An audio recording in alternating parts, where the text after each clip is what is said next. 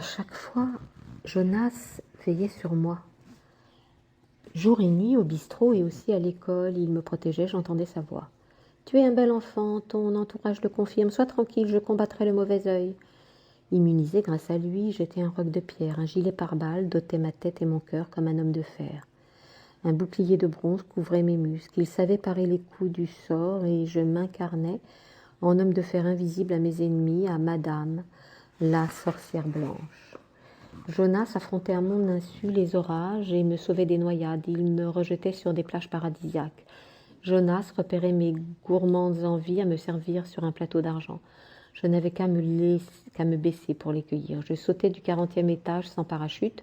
Je tombais sur un macadam, j'en sortais indemne, ni égratignure, ni perte de souffle. Jonas m'avait transformé en boule de coton, le contraire des corps solides, moi léger coton en apesanteur, impossible de se briser en 1000 morceaux. Après une chute si vertigineuse, sous forme d'un zéphyr protecteur, Jonas me faisait passer les tornades sans danger. Il veillait sur ma trajectoire, ma maison, le bistrot, l'ino, la tantassa, la télé, la fourgonnette, le chat. Il enjambait les montagnes d'un seul bond. Grâce à lui, je résistais au sommeil pendant des semaines et des mois, sans en ressentir un epsilon de fatigue. Je me disais, les humains sont compliqués. Au lieu de dépasser leur ego, nager dans un crawl altruiste, ils se haïssent. Ils ourdissent des complots à fomenter contre les faibles, voire leurs chers proches. Jonas me dictait le contraire. Il m'encourageait pour aller vers les autres sans barrière et de bon cœur. Grâce à Jonas, j'acceptais sans rechigner la tristesse des cumulus fluorescents du crépusculaire de la nuit provençale, dont la splendeur naturelle annonçait l'orage du lendemain. Pourtant, je ne vivais que par le soleil. Les rares fois où j'eus à habiter sous le ciel du nord, la grisaille faillit m'étouffer. J'entends encore Jonas me réconforter. « Ce n'est que passager, t'inquiète, je t'éviterai, autant faire se peut, les contrées pluvieuses. » Jonas faisait de moi le modèle du militaire du futur, surveillé par les caméras de vidéosurveillance céleste. Par sa magie, je réalisais le contraire de ce qui à la base était écrit dans le carnet de mon destin à la naissance. Pourtant, la voyante de la rue de la fortune m'avait prédit le pire. Selon les lignes de mes mains, à l'entendre, je devrais souffrir le martyre des privations, être la boule insignifiante lancée dans l'espace sans nulle boussole. Je devrais en un mot être ballottée entre le chagrin et la peur, la frustration et la violence, l'exil et le royaume effondré, narré dans La Reine amnésique, pendue avec une corde en plastique, cette légende de mon enfance. Jonas avait tout démenti. Du coup, il prolongeait mes joies, mes bonheurs, mes forces, mes envies.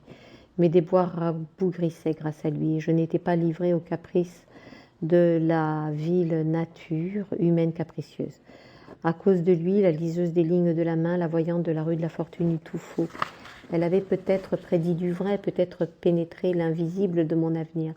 Mais à cause de Jonas, mon ange, j'étais toujours un homme épuré des vicissitudes de l'existence. À cause de Jonas, la voyeuse perdit beaucoup de clients qui lui firent faux bond, tellement refroidis par des prévisions non attestées sur mon compte. Jonas me jetait aussi dans la gueule du loup pour me souffler des treks en des contrées où pouvaient me nuire les autochtones.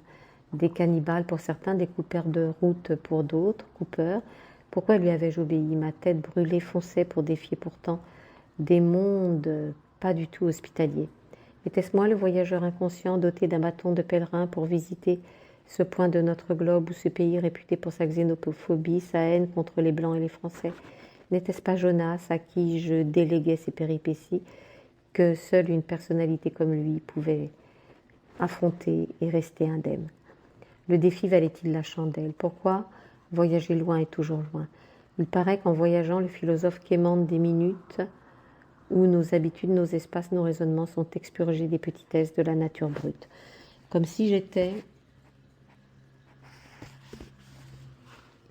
le dieu de ma vie, un dieu déléguant tout à Jonas, mon enfance comprise, cette délégation réussie, bien orientée. J'avais soif d'avenir, de jeux, d'évasion, de voyage, de rencontres, de philosophie.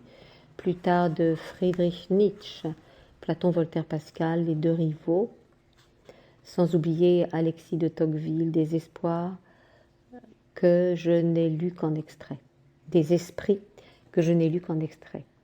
Joué en Provence, mon enfance et mon adolescence avaient été nourries par le soleil, l'odeur de la mer et la brise marine, été, hiver, automne ou printemps. Ces images, ces joies de jeunesse incrustées dans ma mémoire étaient figées, secrètes, insondables, voire indétrônables, à moins qu'un archéologue n'y fouille avec une fine sonde psychologique. Après avoir fouillé, il découvrirait une forêt de souvenirs heureux, des autoroutes d'un bonheur de plus en plus rare chez moi de nos jours. Il visionnerait des périodes creuses où crasseux, ongles longs et noirs, genoux, coudes et poings écorchés, chevelure bouclée et sentant la bouse de vache, moustache et barbe hirsute, mal taillé, cet archéologue visionnerait, dis-je, des périodes creuses où j'incarnais le rustre parfait. Sans le vouloir, me voilà en train d'oublier le présent, ressasser le passé, m'en vanter et m'y accrocher. Me voilà en train d'opérer une marche arrière dans le temps, par cette fouille dans le subconscient des souvenirs. Me voilà en train de piocher dans la terre battue de ma mémoire quelques gravats de mon passé lointain. Me voici en train de piocher à coups de plumes crochues pour récolter des brassées de vie fugitive. Puis je retire cette sonde, cette plume qui sillonne à ma mémoire sauvageonne. Je cesse de creuser dans les sillons de mes landes adolescentes. Je dépose cette sonde, ma bêche rétrospective, cette plume mentale ou cette caisse enregistreuse. Je défais ma ceinture de sécurité. Par des soliloques abracadabrantesques, j'alerte Jonas, le pilote de mon vaisseau fantastique et psychologique. Il appuie sur 100 boutons. Mon atterrissage doux s'enclenche sans me secouer. Mon odyssée se finit en douce, au cœur des plus livides exils ultérieurs. Descendant de ma bulle, j'ouvre les yeux comme un oiseau tombé du nid. Je me regarde dans un miroir, j'écris sur la buée de mon souffle chaud, dont les volutes couvrent donc ce miroir. J'écris à la main sur la glace brouillée. La joie est une enfance. Le mal est en nous, les adultes. Je subis aussitôt un nouvel exil extérieur, celui-ci, parce que la coupe tourne. Comme tous les exils, il me prive de mon confort. Il parvient à me voler mon authenticité. Une fois le royaume de l'exil extérieur reconquis, je recommence à cultiver le mensonge, l'orgueil tape à l'œil. Je privilégie la façade pour avancer comme un fantôme invisible, un apatride. Un sans adresse fixe, un djinn châtié par le mauvais génie, l'autre face mal intentionnée de Jonas qui me recadre. Il me conseille de jeter ma fierté et de semer plus de solidarité et d'altruisme autour de moi. 11. Comme l'enfant de la Vierge Marie, la femme de Dieu, dit-on, je suis le bout de chou jeté dans une lagune marécageuse, sous l'éclat sombre du ciel neigeux nuageux des Noëls nantiques. Plus chanceux que l'enfant Jésus, je suis né sous l'éclat lumineux d'un soleil or et sang, reflété dans les fenêtres des maisons en terre cuite, ces bâtisses blanches à la chaux récoltées par les bergères kabyles, ces badigeonneuses d'intérieur. Je suis l'enfant des épreuves du temps éphémère, l'enfant que terrifient les brouillards crachés par le ciel laiteux des orages tropicaux, sous lesquels la terre se noie lors de nuits ténébreuses glaciales. Aventurier de 30 ans, je veux avoir une journée d'enfance au temple des souvenirs. Sage de 1000 ans, je veux inventer une piste de danse endiablée, dire adieu à la méditation soporifique. Fils du carnaval, des amours accommodantes, des ententes de façade, je suis tantôt le chevalier servant qui cherche la mère, M, accent grave, R, dans sa dulcinée, tantôt la belle au bois dormant quêtant le visage du père dans le fiancé. Parent sans enfant, je suis mon propre fils. Sans âge, ni passé, ni présent, et ni avenir, j'appartiens au temps d'avant le carbone 14, le temps sans mémoire. Issu de cellules souches à la suite de la fécondation du néant avec le néant, je suis un néant vierge à façonner, éduquer, mettre dans une case, classé parmi les spécimens d'une espèce non répertoriée dans le tableau de la classification des primates ou des choses ou des philosophies ou des sagesses ou des bêtises. Néant difficile à donc anéantir, matière sans os, ni chair, ni viscère, ni cœur, ni cerveau. Je suis une substance amorphe que Jonas a convertie en boule de coton légère qui s'est volée en apesanteur pour narguer l'univers. Je suis aussi un signe du zodiaque, un jappement humain. Électron libre, je suis expulsé par une révolution cosmique, un choc hormonal aussi. Je suis la lampe et la nuit, le voisin éloigné de Marie, fille de Zina Lingot. Nulle part et partout, je suis l'origine et la fin comme le néant. Artifice géologique, j'incarne le séisme naturel. Courant mouvant des plaques tectoniques, je produis des marées artificielles. Choc hormonal, orgasme bref de l'avenir des amants infidèles. Je suis la paramécie gonflée, contaminée, dopée, gavée, visible à l'œil nu. Le microscope peut se rhabiller dans mon cas. Gangrène des lois naturelles, je sais humilier le microscope et saper le moral des étudiants en biologie cellulaire. Clone du vice, je fais la totale impasse sur la morale. Je fais fi de l'équilibre des sens et de la polysémie. J'essaie de piéger le temps, habitué aux mensonges de Jonas et à ses conseils irrationnels, ses ondes cancérigènes. Je me métamorphose en lombric déterré par la bêche rétrospective qui sait labourer efficacement les landes de l'enfance. Ciselé du cou en lanière noire, je renais de mes cendres comme le sphinx et Jonas du récit biblique. 12. Le mystère des anges gardiens. Il est temps de m'arrêter sur le début de ma foi angélique en Jonas. Tout débute par un fait anodin. Il date de mes 13 ans et sans lequel Jonas n'aurait pu embrouiller mon imaginaire. Comme toujours, une grippe m'a cloué sèchement au lit. Comme toujours, le médecin a prononcé le mot de Baden, le berceau des eaux thermales. Moi, je n'ai pas été enthousiasmée, sachant que la fièvre passerait grâce au breuvage de Lino. Cette fois-ci, la maladie a duré longtemps. J'ai eu deux choix. Revoir le docteur Jamel Soukan ou prendre le train en direction de la patrie de Bach. Louis, le vieux camarade de classe de Lino, de passage dans le pays, nous a donné l'adresse d'une mission dirigée par le père Clément. Ce protestant, aux mains de bûcherons, essaie de perpétuer les valeurs de saint François d'Assise. Dans une église rongée par une crise morale et patriotique, le père Clément, propageant la doctrine du Christ, tente de sauver la face. Sa notoriété effectivement lui a permis de rendre à sa maison culturelle sa dignité paroissiale et son humanité. Dans le cadre de sa mission sanitaire, ce médecin émérite a lancé un hôpital ambulant pour sillonner la Provence 7 jours sur 7. Dans son dispensaire, il pratique la chirurgie ambulatoire. Grâce à lui, j'ai pu guérir. Lino a cessé de pratiquer sa médecine douce sur moi. Le docteur nous a expliqué que les breuvages de Lino agissent par effet placebo. Pour le père Clément, ces potages ne vont pas au fond de ma grippe. Suivant son ordonnance, j'avais été piquée pendant 17 jours à un supplice moral. Il s'est avéré que les potages de grand-père apportaient les forces requises pour mon corps affaibli par le virus de la grippe, sans pour autant attaquer le mal à la source. Ce fut l'explication du père Clément, et il avait fait allusion aux anges gardiens. Ton ange gardien devrait être pour beaucoup dans tes guérisons, sache-le. Chaque créature ici-bas est habitée par un ange et par un démon. Chaque humain présente au cours de sa vie deux visages. Tantôt le visage d'ange l'emporte, tantôt le visage diabolique. Surclasse l'ange. 13. Exergue. Matthieu 5, 38, 40. Eh bien moi je vous dis de ne pas tenir tête aux méchants. Au contraire, quelqu'un te donne-t-il un soufflet sur la joue droite? Tends-lui encore l'autre. Veut-il te faire un procès? Et prendre ta tunique, laisse lui-même ton manteau. MT 5, 38, 40. Au cours de mon auscultation par le docteur serviteur de saint François d'Assise, j'ai appris que chaque être existe en double, selon le père Clément. Ainsi, à chaque fois que je me regardais dans le miroir de poche ou de la salle de bain, je me disais « Te voilà en double, Slim, salut ton ange !» Je me saluais, je grimaçais. J'ai cherché dans les livres les légendes, j'ai interrogé Lino et les sociétaires du penalty. J'ai tenu aussi une longue discussion avec l'écrivain public.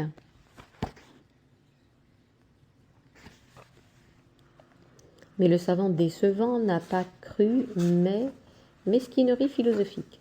Je reprends son expression. Après tout, libre à lui d'y croire ou de ne pas y croire. Moi, j'y ai cru. Cela m'a apaisé pour aller de l'avant. Grâce à ma foi dans Jonas, j'ai franchi des obstacles. J'ai combattu des peurs. J'ai appris à ne jamais jeter l'éponge. Je me disais, tu finiras par réussir. Parfois, une fatalité me dicte de tout laisser tomber. En conséquence de quoi, j'ai perdu bien des batailles faciles à juguler. J'ai échoué dans bien des entreprises. Quand j'abdique, c'est que derrière la tête, un projet plus porteur est en train de germer. Quand je dis tout est foutu, c'est que je ne veux pas gâcher des ressources minimes qui plus tard me donneront l'énergie nécessaire pour démarrer une entreprise que je sais déjà gagner d'avance. Pourquoi refuser une retraite quand l'ennemi esseulé nous tend la perche de l'armistice? Bien sûr, une honte plombe notre morale d'affronter notre camp. Bien des chefs de guerre avaient sauvé la face en se rendant. En sauvant leur peau, l'espoir leur était permis, n'est-ce pas? Ayant cru en Jonas, je n'ai eu peur de rien. Bien sûr, je fais attention à ne pas propager le mal autour de moi. Dans les affaires d'argent, je ne me dispute pas, je fais profil bas. Ce genre de conflit est une source qui peut amener vers la macabre al-jarima, le crime comme désigné dans une langue sémitique par précaution. Je m'efforce de donner l'image à mes adversaires d'un perdant incapable de se battre. Cette attitude payante, je ne la regrette pas. J'agis toujours en position de faiblesse. Laissant mes ennemis se refroidir, je reviens vers eux quand leur tête lucide repose sur leurs épaules. Alors nos rapports se normalisent. Mon honneur sain et sauf, je continuerai à vivre tout en ayant évité l'obscène ou al-jarima de sang, d'argent ou d'honneur. Je ne réponds jamais à chaud devant la haine, bien que l'on m'ait appris dès mon jeune âge à répondre à la provocation par la provocation et de fil en aiguille à la violence par la violence. Bien que plus tard mes maîtresses et maîtres d'école aient résumé cet état d'esprit par la non moins célèbre sagesse, œil pour œil, dent pour dent, dis-je, malgré cette leçon susceptible de me protéger contre la dite violence, je jouais en quelque sorte aux apôtres, à saint Matthieu, oui c'est cela. Je refusais d'adhérer à cet aveuglement narcissique selon lequel les personnes les plus pacifiques finissent par appliquer à leur tour la violence nécessaire à leur survie. Elles vous diront « Ma violence est une réaction à la violence d'en face ». Jusque-là, j'acceptais cette violence, sachant que mon ange gardien, veilleur insomniaque, s'en chargerait pour me protéger. Jamais mon ange Jonas me laissait le temps pour que, à mon tour, je fasse appel à la violence que la société jugerait légitime. Oui, ça s'appelle légitime défense. C'est connu de notoriété publique. Oui, c'est ça, la violence est partout. Oui, c'est ça, elle est aussi en nous. Oui, c'est ça, elle rôde autour de nous. Mon adhésion à l'état d'esprit cultivé par les pacifistes inconditionnels serait-ce une utopie prophétique, naïve, inutile, qui ne donnerait pas un chèque en blanc à l'autre violence en train de nous jauger? De quoi s'agit-il? Devrions-nous lécher les bottines du premier despote ou petit chef en train de nous humilier? Pour jouer le bon citoyen exemplaire christique, peut-être devrions-nous quémander des coups de poing ou le coup de pied de l'âne sur la figure, coup de poing et coup de pied de l'âne que nul ennemi ou collègue ne songe à nous distiller de façon gratuite?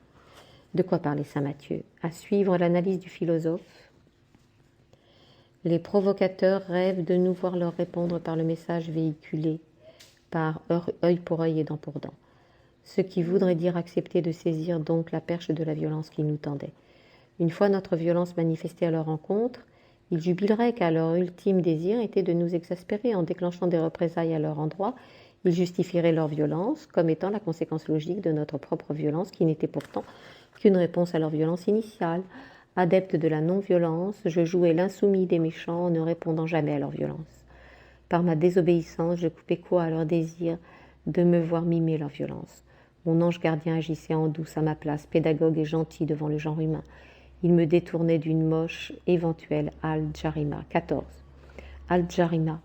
Dans ce feuilleton tourné chez les enfants des pharaons, j'ai appris sur la jalousie de la femme qui peut frapper sans état d'âme, ourdir le crime parfait que la langue arabe chantante désigne par al-jarima. Dans al-jarima, ce feuilleton du jeudi soir, projeté au café de grand-père, cette série sous-titrée en provençal attire les femmes de tous les âges. Vu le succès du téléfilm, j'en ai profité pour doubler les droits d'entrée.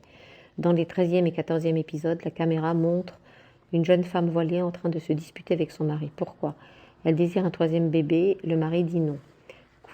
Koubida s'agenouille et baise les souliers de l'époux. Maintenant, la caméra la filme en face d'une église. Voilée de la tête jusqu'aux épaules, elle est en train de monter les marches du temple de Dieu. Avant d'y entrer, elle dévoile son visage, des yeux maquillés d'un fard noir foncé, des lèvres laissant entrevoir une dentition blanche, exhalant sûrement une haleine fraîche de menthe. Elle pleure, un contraste. Le temps de couvrir la tête d'un chèche fuchsia, elle trébuche. Au même moment, une religieuse entre dans le champ du cadreur. Koubida se relève, aidée par la sœur Jeanne. À deux, elle pousse la porte dans un silence de cathédrale. Excepté une mendiante occupant le fond de l'église blanche, les rangées des bancs sont vides. Une fois Koubida à l'intérieur, sa tête sombre entre le jour mystique et la nuit infinie. Elle porte un corps engourdi, des jambes molles. Les yeux clos, elle traverse la salle à la force de sa foi et des prières, les mains posées sur les hanches.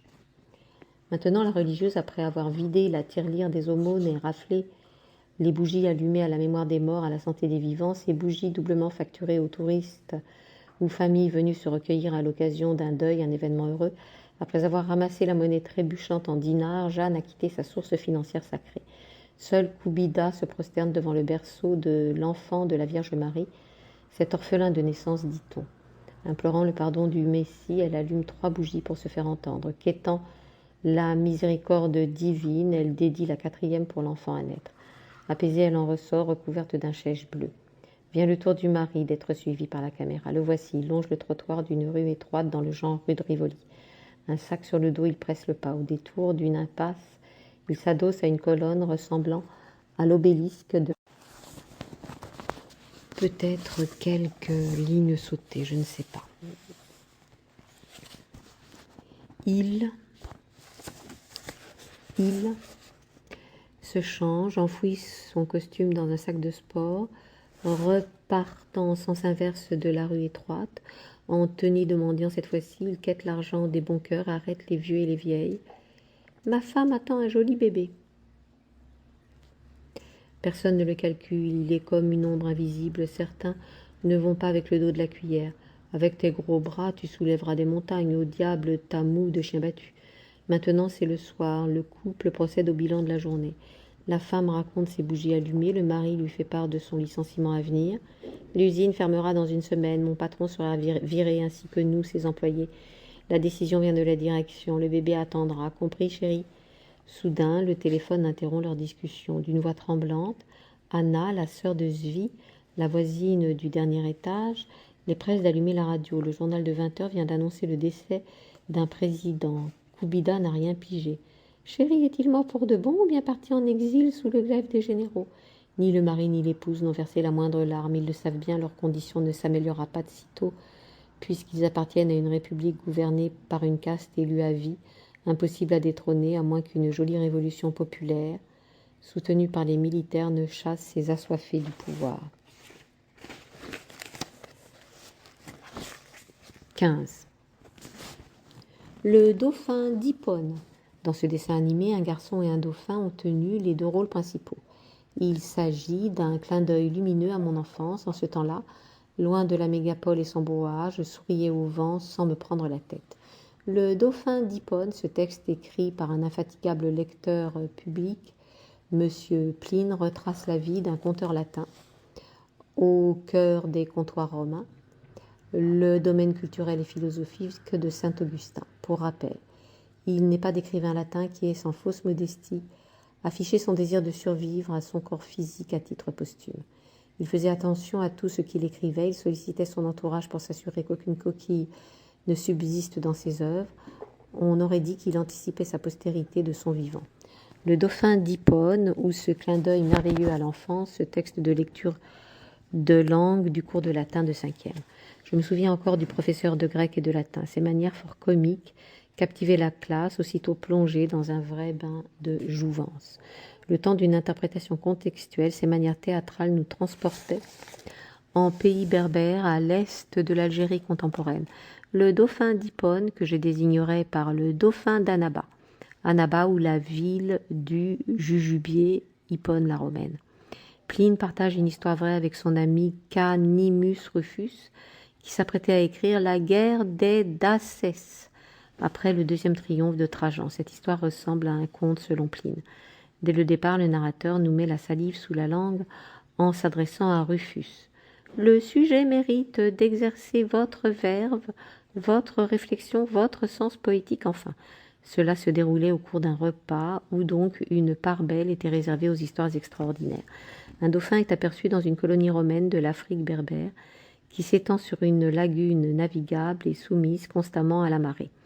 On y croise des pêcheurs, des plaisanciers et des enfants défiant la marée haute, fiers de leur flegme chevaleresque. Un garçon à qui le prof de latin et de grec attribuait Juba du Chénois pour prénom voulait se surpasser. Un dauphin nageant à ses côtés l'avait pris sur son dos avant de le jeter à la mer.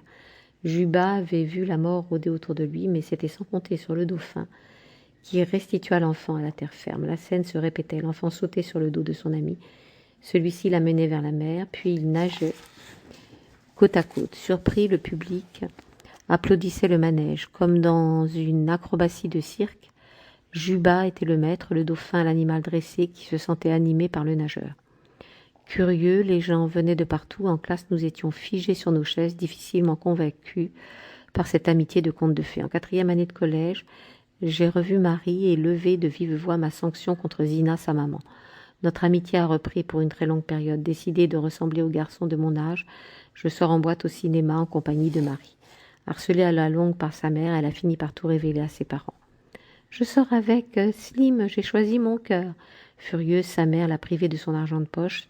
Elle menace de la chasser de la maison. En revanche, son père l'a encouragée à me voir. Il devait voir certainement en moi le fils qu'il n'avait jamais eu. Alors la mère a reproché au père de corrompre sa fille. Une angoisse me rongeait. Si Marie se faisait du mal pour faire souffrir Madame Zina. Madame Zina Lingot, des faits divers, relatait la violence entre enfants et parents, les pères et les fils, les mères et les filles. En grandissant, peut-être quelques lignes sautées, je ne sais pas. Il se change, enfouit son costume dans un sac de sport, repartant en sens inverse de la rue étroite.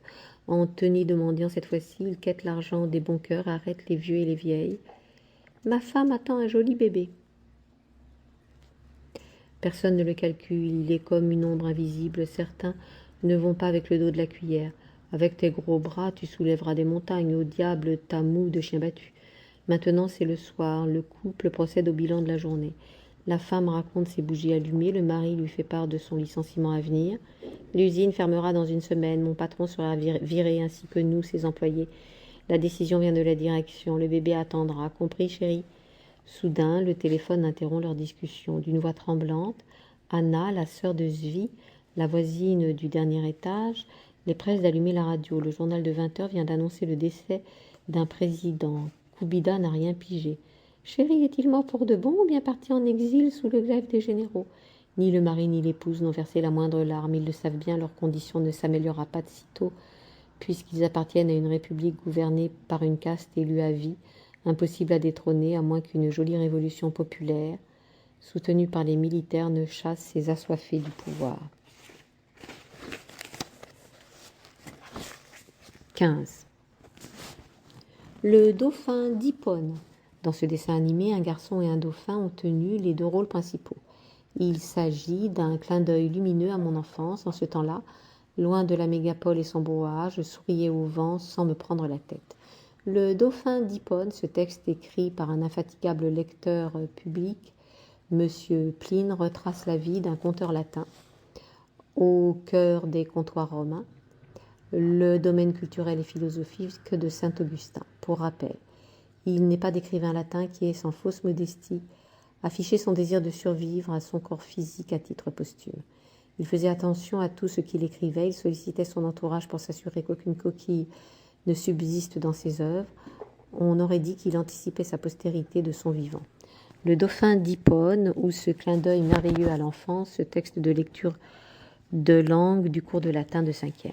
Je me souviens encore du professeur de grec et de latin. Ses manières fort comiques captivaient la classe, aussitôt plongée dans un vrai bain de jouvence. Le temps d'une interprétation contextuelle, ses manières théâtrales nous transportaient en pays berbère à l'est de l'Algérie contemporaine. Le dauphin d'Hippone, que je désignerais par le dauphin d'Annaba. Annaba ou la ville du jujubier, Hippone la romaine. Pline partage une histoire vraie avec son ami Canimus Rufus, qui s'apprêtait à écrire la guerre des Daces, après le deuxième triomphe de Trajan. Cette histoire ressemble à un conte selon Pline. Dès le départ, le narrateur nous met la salive sous la langue en s'adressant à Rufus. Le sujet mérite d'exercer votre verve, votre réflexion, votre sens poétique enfin. Cela se déroulait au cours d'un repas où donc une part belle était réservée aux histoires extraordinaires. Un dauphin est aperçu dans une colonie romaine de l'Afrique berbère qui s'étend sur une lagune navigable et soumise constamment à la marée. On y croise des pêcheurs, des plaisanciers et des enfants défiant la marée haute, fiers de leur flegme chevaleresque. Un garçon à qui le prof de latin et de grec attribuait Juba du Chénois pour prénom, voulait se surpasser. Un dauphin nageant à ses côtés l'avait pris sur son dos avant de le jeter à la mer. Juba avait vu la mort rôder autour de lui, mais c'était sans compter sur le dauphin qui restitua l'enfant à la terre ferme. La scène se répétait. L'enfant sautait sur le dos de son ami. Celui-ci l'amenait vers la mer, puis il nageait côte à côte. Surpris, le public applaudissait le manège. Comme dans une acrobatie de cirque, Juba était le maître, le dauphin l'animal dressé qui se sentait animé par le nageur. Curieux, les gens venaient de partout. En classe, nous étions figés sur nos chaises, difficilement convaincus par cette amitié de conte de fées. En 4e année de collège, j'ai revu Marie et levé de vive voix ma sanction contre Zina, sa maman. Notre amitié a repris pour une très longue période. Décidé de ressembler aux garçons de mon âge, je sors en boîte au cinéma en compagnie de Marie. Harcelée à la longue par sa mère, elle a fini par tout révéler à ses parents. « Je sors avec Slim, j'ai choisi mon cœur. » Furieuse, sa mère l'a privée de son argent de poche. Elle menace de la chasser de la maison. En revanche, son père l'a encouragée à me voir. Il devait voir certainement en moi le fils qu'il n'avait jamais eu. Alors la mère a reproché au père de corrompre sa fille.